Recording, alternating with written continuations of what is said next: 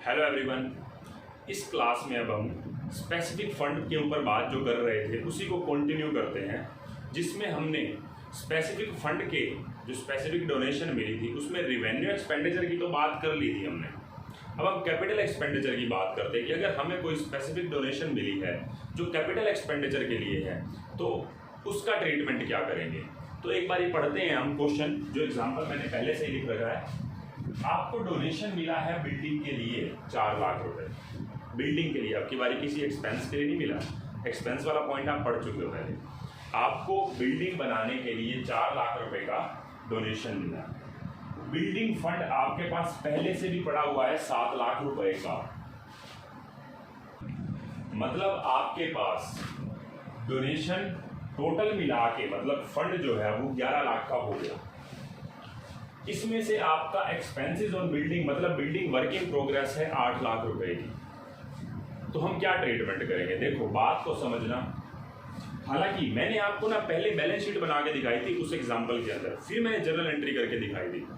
Same बात यहाँ पे भी करेंगे, क्योंकि आपका क्वेश्चन अराइज अब होएगा कि ऐसा ट्रीटमेंट वहां पे क्यों नहीं किया था रिवेन्यू एक्सपेंडिचर के केस में जो कैपिटल में कर रहे हैं। ध्यान से समझिए,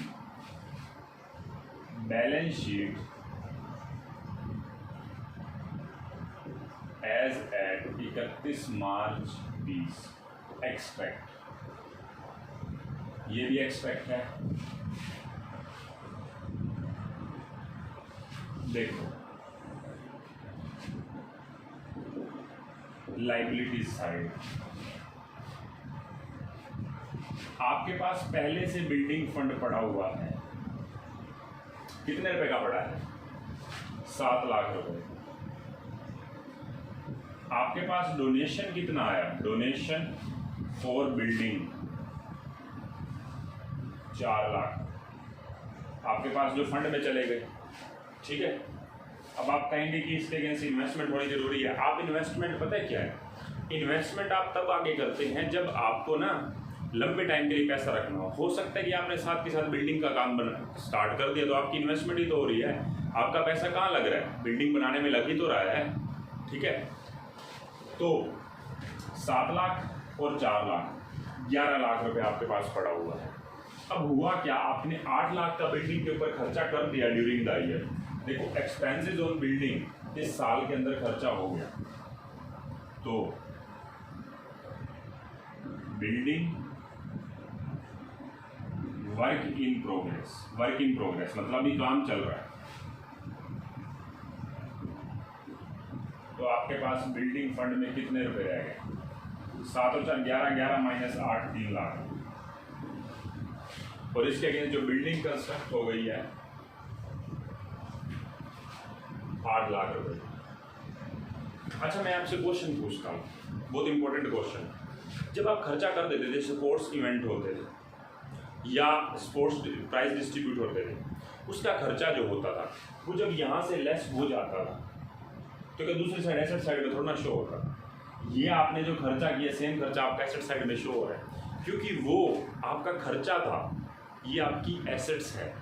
अब मैं आपसे और फर्दर बात करना चाहता हूँ, जो आपने यहाँ से लेस किया है ना वो आपका पैसा कैपिटल फंड बोले या जनरल फंड बोले। मान लो हमें नहीं पता वो कितना पड़ा हुआ है, क्वेश्चन मार्क है, मैं लिख देता हूं यहां पे वैसे कैपिटल फंड एज एट 1/4/19 कोई 10 लाख रुपए हमारे पास पड़े, तो यहां पे 10 लाख रुपए पड़े। इसमें आप बिल्डिंग जो कंस्ट्रक्ट हो गई है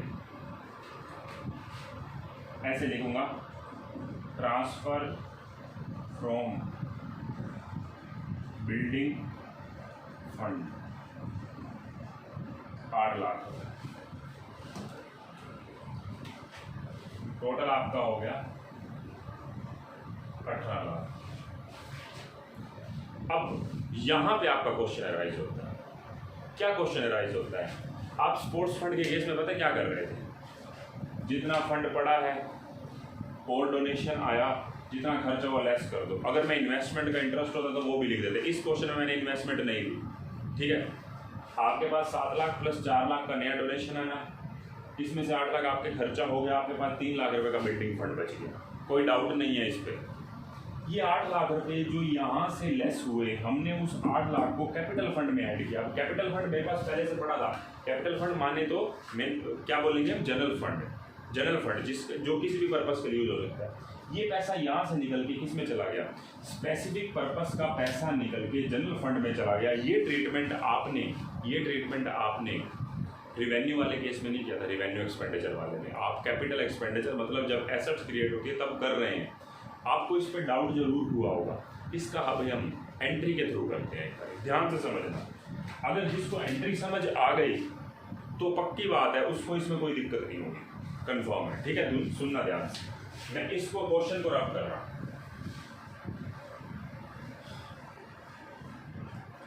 मुझे बताना, आप खुद बताना।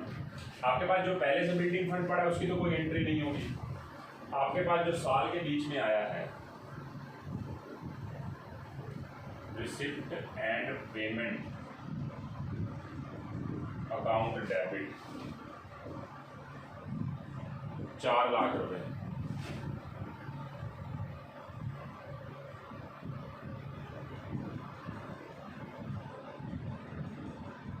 डोनेशन फॉर बिल्डिंग 4 लाख रुपए। ये डोनेशन कहाँ चला जाएगा,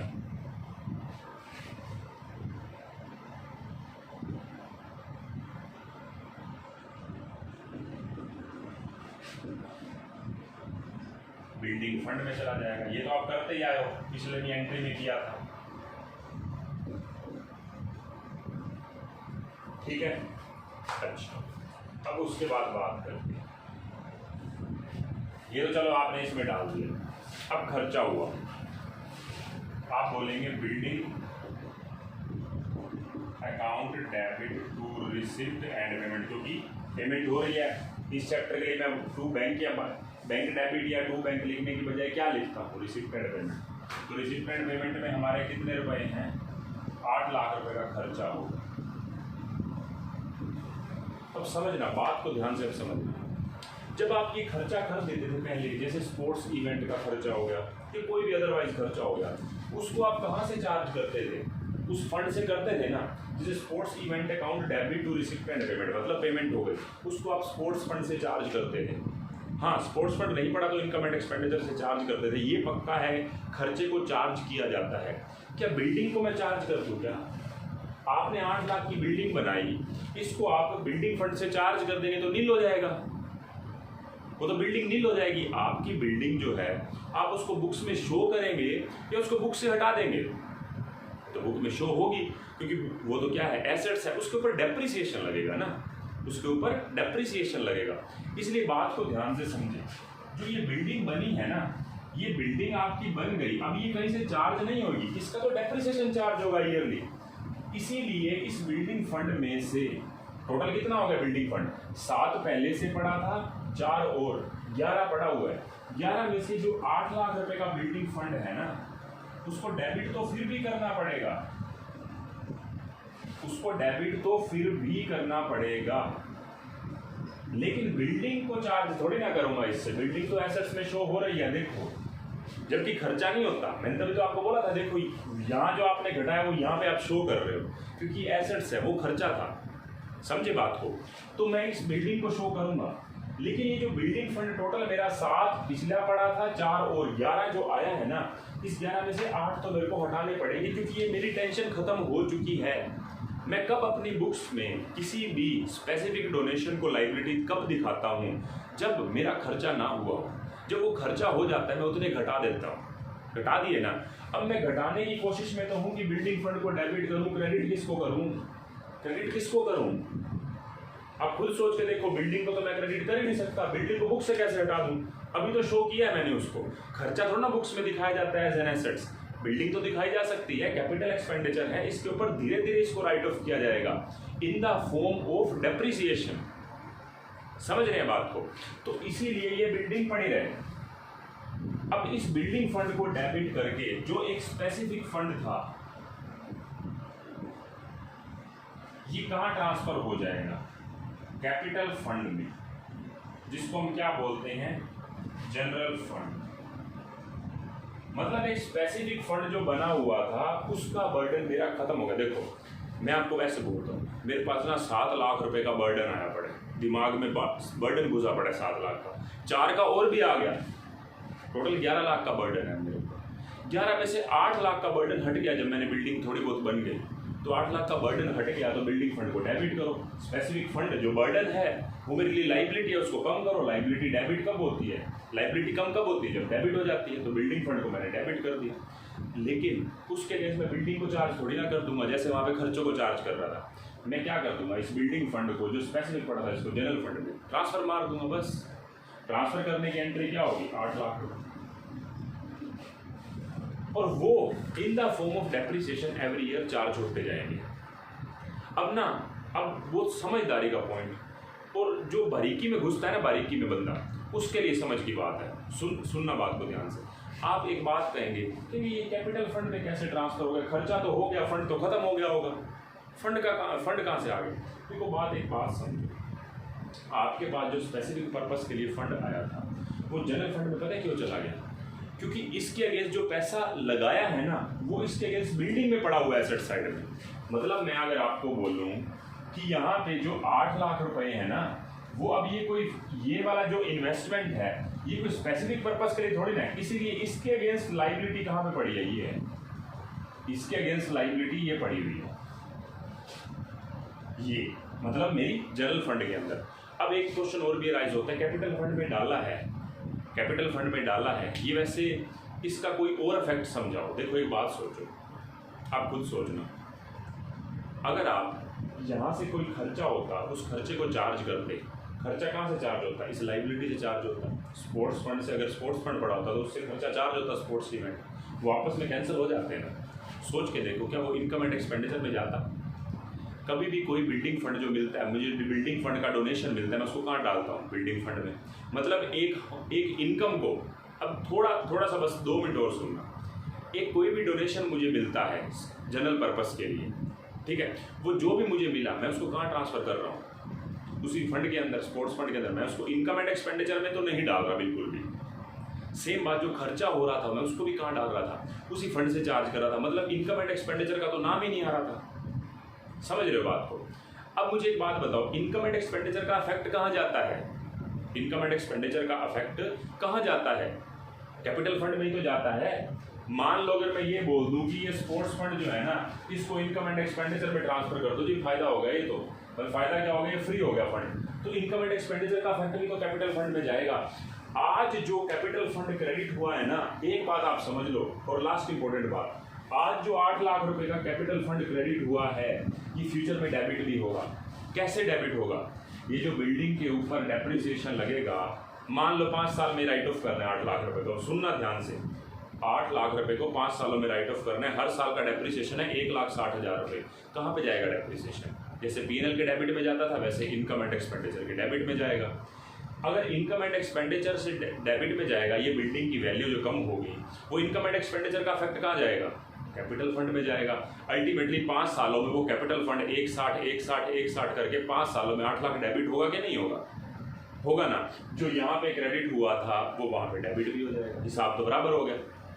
मतलब सोच के देखो, बहुत बारीकी से सोचो तभी बात समझ आती है। मैंने इस बिल्डिंग को डेबिट करके, इस बिल्डिंग फंड को डेबिट करके इस बिल्डिंग को एक साथ क्रेडिट नहीं किया, नहीं कर सकता, क्योंकि ये बिल्डिंग तो भी बनी है। ये कोई खर्चा थोड़ी ना है कि भाई लो भाई राइट ऑफ कर दिया इससे, जैसे स्पोर्ट्स फंड था, स्पोर्ट्स इवेंट था या प्राइज डिस्ट्रीब्यूशन था। नहीं, आपने इसको एक फंड के अंदर रखा। फिर जब फ्यूचर में इसकी एसेट्स की वैल्यू कम होगी, मान लो अगला साल आ गया, मैं यहाँ पे लिख रहा हूँ नेक्स्ट ईयर में मैंने डेप्रिसिएशन लगाया, depreciation account debit to building, कितने का?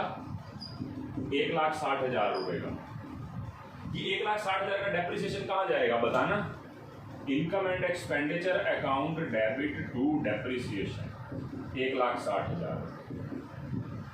और इनकम एंड एक्सपेंडिचर का इफेक्ट कहाँ जाएगा बताओ? इनकम एंड एक्सपेंडिचर कहाँ पे जाता है? जैसे पीएनएल का इफेक्ट कैपिटल में जाता था, इनकम एंड एक्सपेंडिचर का इफेक्ट कैपिटल फंड में जाएगा। ये कैपिटल फंड मेरा डेबिट हो गया। कितने रुपए से डेबिट हो गया?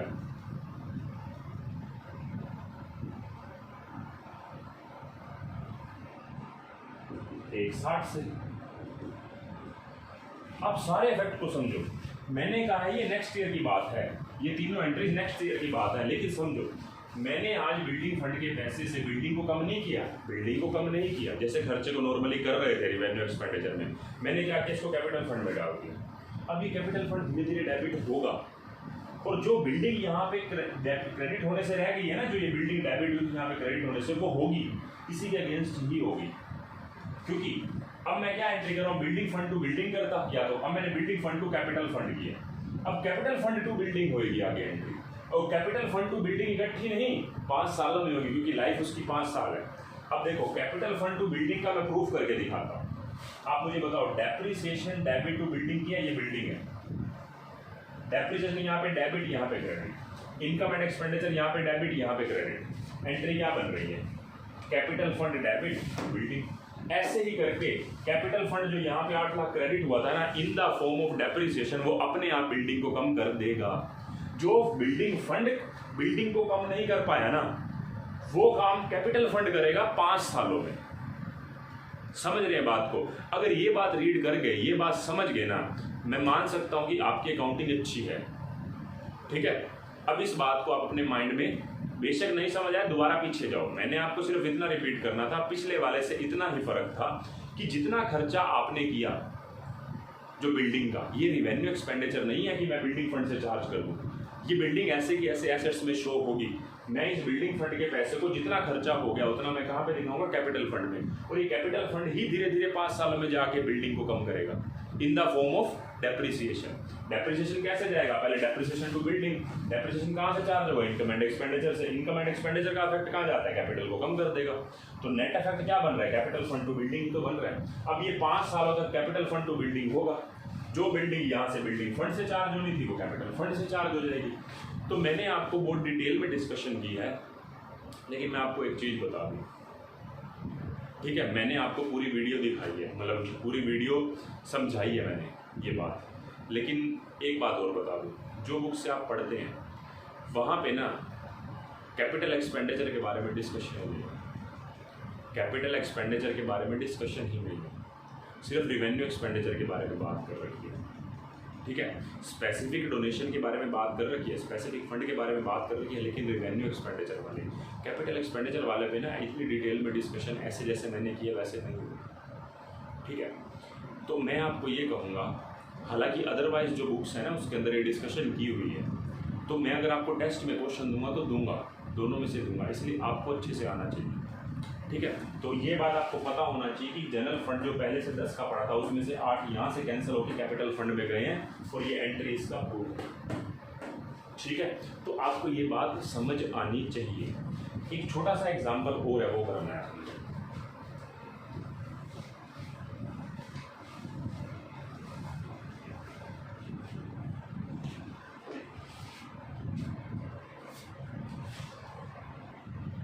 देखो बच्चों, एक बढ़िया सा ग्रैंड क्वेश्चन बना दिया मैंने।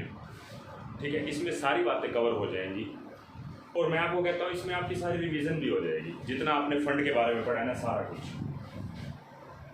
देखो, अगर मैं आपको बोलूँ बैलेंस शीट बनानी है, एक एक करके हम सारे आइटम्स को डील करते हैं, और आप सुनना, सीरीज में स्टार्ट होते हैं। देखो, आपको डोनेशन मिला है प्राइस के लिए, और प्राइस डिस्ट्रीब्यूट भी कर दिए हैं।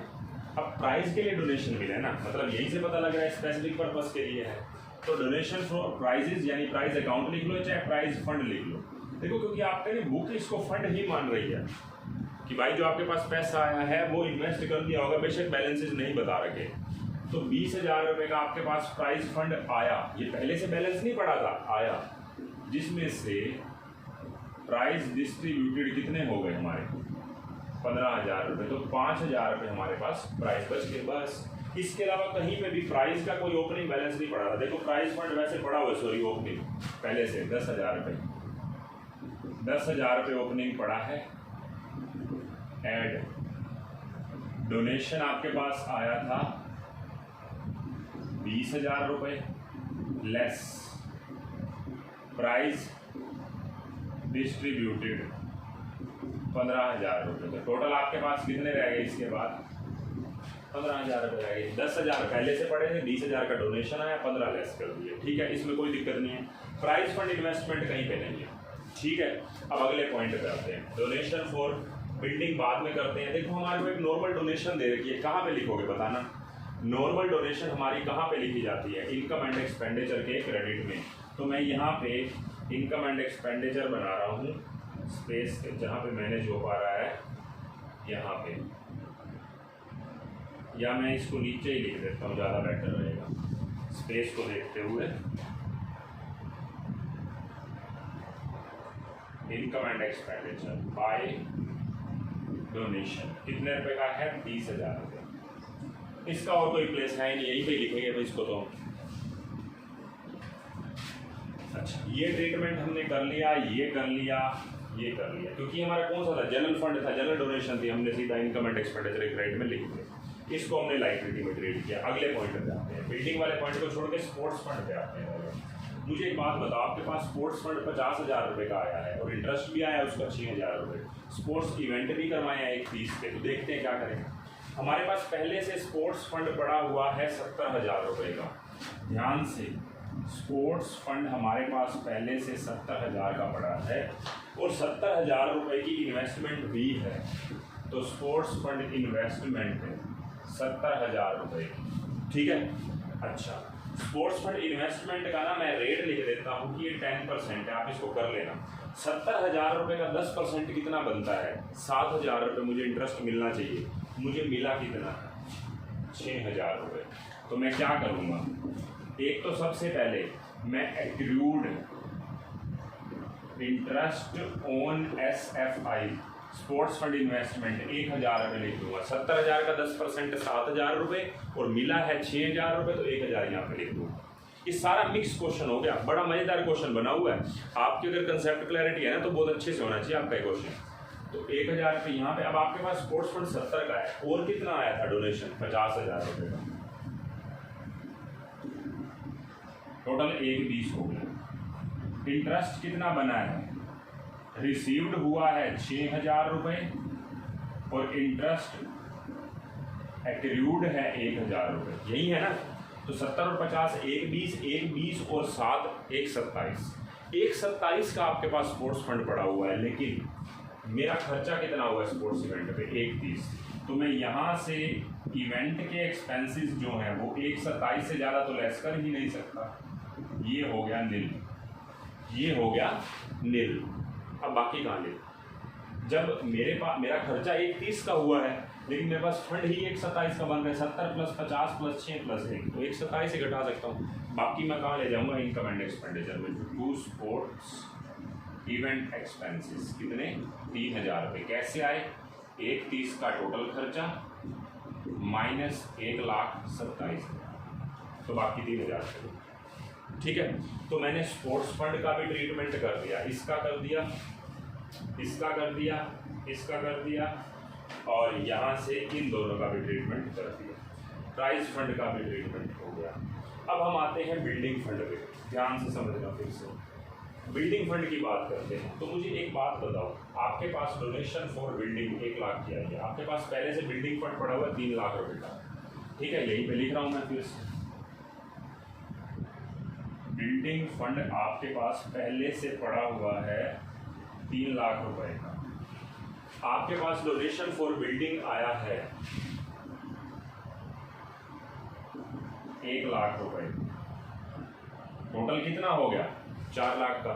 लेकिन बिल्डिंग कितने की कंस्ट्रक्ट हुई है अभी तक? कंस्ट्रक्शन 2.5 लाख रुपए। देखो बिल्डिंग 2.5 लाख की आपकी बन गई। ठीक है ना? अगर बिल्डिंग 2.5 लाख की बन रही है तो आपके पास 3 और 1 4, 4 - 2.5 1.5 लाख रुपए बचते हैं। अब मुझे बताओ, ये रिवेन्यू एक्सपेंडिचर नहीं है, कैपिटल एक्सपेंडिचर है। ये जो खर्चा हुआ है उतने की बिल्डिंग यहाँ पे शो भी तो होगी। बिल्डिंग वर्किंग प्रोग्रेस 2.5 लाख, ये काम जारी है, कब वर्किंग प्रोग्रेस है। अब आगे सुनो, जो 2.5 लाख रुपए मैंने यहाँ पे छोड़ दिए, इट मीन्स वो 2.5 लाख रुपए कहाँ पे जाने चाहिए? जनरल फंड में तो जाएंगे ही जाएंगे। ये तो मैं इग्नोर कर ही नहीं सकता उसको, जैसे मैंने अभी आपको पिछले क्वेश्चन में समझाया है। तो मैंने ये वाला पोर्शन रब कर रहा हूँ क्योंकि आप ये नोट कर चुके होंगे। मैं आपको बोलूँगा कि आप सीधा सीरीज में नीचे करें, लेकिन मुझे करना पड़ेगा, मेरे पास स्पेस नहीं है। आप सीरीज में नीचे करते जाना। अब मुझे एक बात बताओ, आपके पास जनरल फंड या कैपिटल फंड पड़ा कितने का? कैपिटल फंड आपके पास, जनरल फंड मतलब ये पड़ा हुआ है 10 लाख रुपए का, और जनरल फंड इन्वेस्टमेंट भी है, GFI 10 लाख रुपए की इन्वेस्टमेंट भी है, ठीक है। देखो एक बात बताओ, क्या जनरल फंड इन्वेस्टमेंट नहीं हो सकती? स्पेसिफिक हो सकती है तो जनरल भी हो सकती है। आगे मैं अभी और भी बात पूछूंगा। वैसे तो देखो आपके पास कैपिटल फंड में 10 लाख रुपए पड़े हुए हैं, ठीक है। मैं आपसे ये पूछता हूँ, जो कैपिटल फंड बोलो या जनरल फंड बोलो, ये जो आपने बिल्डिंग कंस्ट्रक्ट की है वो यहाँ से लेस होगी, यहाँ पे ऐड करा था हमने। रीजन मैं बता चुका हूँ लास्ट क्वेश्चन में, मैं रीजन नहीं बताऊंगा। तो add transfer from building fund 2.5 lakh रुपए ऐड हो गए, ठीक है। तो मैंने ये भी ट्रीट कर दिया, इसका भी ट्रीटमेंट कर दिया, जनरल फंड भी लिख दिया, जनरल फंड इन्वेस्टमेंट भी लिख दिया। प्राइस फंड का हो चुका था ऑलरेडी, बिल्डिंग फंड का यहाँ से 3 लाख रुपए ट्रीटमेंट हो चुका, बाकी और कुछ नहीं रहता। अब मैं आपसे एक चीज़ और पूछना चाहता हूँ, इंटरेस्ट आया है जनरल फंड इन्वेस्टमेंट का, मैं आपसे क्वेश्चन पूछूंगा। मुझे एक बात बताओ, ये जो इंटरेस्ट आया जनरल फंड इन्वेस्टमेंट का, जैसे स्पोर्ट्स फंड इन्वेस्टमेंट का इंटरेस्ट आया था, मैंने कहाँ डाला था? स्पोर्ट्स फंड में डाला था, क्योंकि मैं उस फंड को रेज करना चाहता था, बढ़ाना चाहता था, तभी तो मैंने इन्वेस्ट किया था। लेकिन जनरल फंड तो किसी भी पर्पस के लिए काम आ सकता है। ये जनरल फंड का जो इंटरेस्ट आएगा वो जनरल फंड में थोड़ी ना जाएगा, उसके लिए ट्रीटमेंट थोड़ी ना, वो तो स्पेसिफिक फंड के लिए होता है। जनरल फंड का ट्रीटमेंट क्या है? जो उसका इंटरेस्ट है ना, वो इनकम एंड एक्सपेंडिचर के क्रेडिट में नॉर्मल इंटरेस्ट है, जब उसकी कोई टेंशन ही नहीं है। मुझे एक बात बताओ, मुझे ये पता है कि स्पेसिफिक फंड जो है उससे मुझे कुछ कमाई बढ़नी चाहिए ताकि वो स्पेसिफिक पर्पस पे अच्छे से लगा सकूं, तभी मैं इन्वेस्ट करता हूँ। लेकिन जनरल फंड तो किसी भी पर्पस के लिए इन्वेस्टमेंट हो सकती है, तो उसका इंटरेस्ट उस जनरल फंड में थोड़ी ना डालूंगा, मैं इनकम एंड एक्सपेंडिचर के क्रेडिट में लिखूंगा। तो ये जो interest on general fund investment है ना, वो यहाँ पे आएगा, bye interest on general fund investment 10,000 रुपये। और सबसे बड़ी बात है, इसके साथ रेट नहीं गिवन, रेट गिवन नहीं है, कहीं आप सोचो कंफ्यूज हो, ठीक है, रेट गिवन नहीं है, तो 10,000 में मैंने सीधा लिख दिया। अब एक बात बताओ, सारी आइटम्स हो गई, ये हो गई, ये हो गई, ये हो गई, ये हो गई, ये भी हो गई, ये भी हो गई, ये भी हो गई, ये भी हो गई, ये भी हो गई, ये मैच एक्सपेंसेस रह गया। मुझे एक बात बताओ, मैच एक्सपेंसेस 15,000 रुपये के हैं, बताओ कहीं पे मैच फंड है? चेक कर लो कहीं पे मैच फंड होगा, अगर कहीं पे मैच फंड दिखते हैं तो नहीं है, मतलब अब ये खर्चे कहाँ जाएंगे? जब फंड ही नहीं है तो इनकम एंड एक्सपेंडिचर में जाएंगे। टू मैच एक्सपेंस कितने रुपए के हैं? 15,000 रुपये, ठीक है। आप इस क्वेश्चन को रीड करो अच्छे से, अंडरस्टैंड करो। मेरा मानना यही है, इस क्वेश्चन की जो था ना, इसने आपके सारे के सारे पिछले कंसेप्ट रिवाइज करे हैं, आपका कंसेप्ट स्ट्रॉन्ग किया है। अब बुक के क्वेश्चन हाथ लगा के देख लो जिस बुक से पढ़ते हो। मैं आप कहेंगे पता नहीं इतना क्यों बोला, क्यों टाइम खराब किया अपना। मैंने अपना टाइम खराब नहीं किया, आपकी कंसेप्ट क्लियर किया है, ठीक है। आपको नॉलेज होनी चाहिए, कल को आप अच्छे कोर्सेज में जाएंगे तो एटलीस्ट आपको पहले से नॉलेज होनी चाहिए कि क्या चीज़ हमें पता होनी चाहिए थी पहले से, ठीक है। तो इस क्लास में इतना ही, हमारा ये फंड वाला टॉपिक भी हो गया। इसके अलावा हम स्पेसिफिक फंड और जनरल फंड की ना, डोनेशन के अलावा और भी कई पर्पस होते हैं जिसके लिए जनरल फंड और स्पेसिफिक फंड की बात आएगी। डोनेशन की बात नहीं आई है, इसके अलावा और भी चीज़ें हैं, तो वहाँ पे हम देखेंगे कि उसको, उस रिसिप्ट को, जो भी हमें कुछ मिल रहा है, उसको जनरल फंड में दिखाऊं या स्पेसिफिक फंड में दिखाऊं, उसके ऊपर हम नेक्स्ट क्लास में चर्चा करेंगे, ठीक है। तो इस क्लास में इतना ही, बाय बाय।